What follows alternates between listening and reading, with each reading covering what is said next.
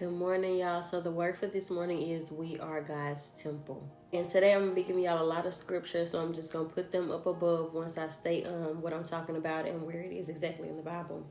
So when I talk about this story, this morning, I don't even remember how it came up, but I heard God say that you are my temple. You are my temple. And I know a lot of times we go straight to the verse where it's talking about sexual sin and that how we're God's temple and how we should use our bodies to glorify Him. But God said, I need you to relay that to every aspect of your life.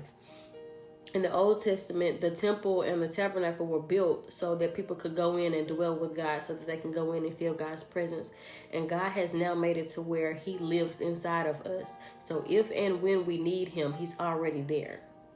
So being the temple means that we're honoring God with our bodies, and we use our bodies to honor God.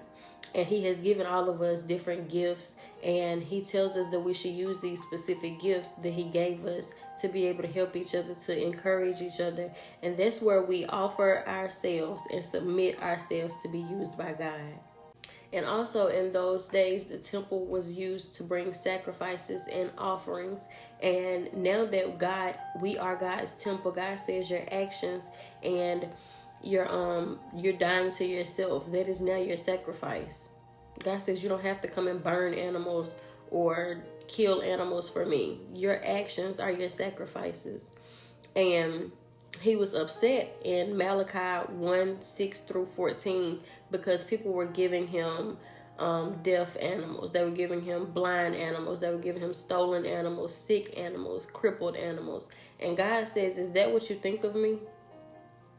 God says, I have given you everything. Everything that you've asked me for, I've given it to you. And you can give me the least.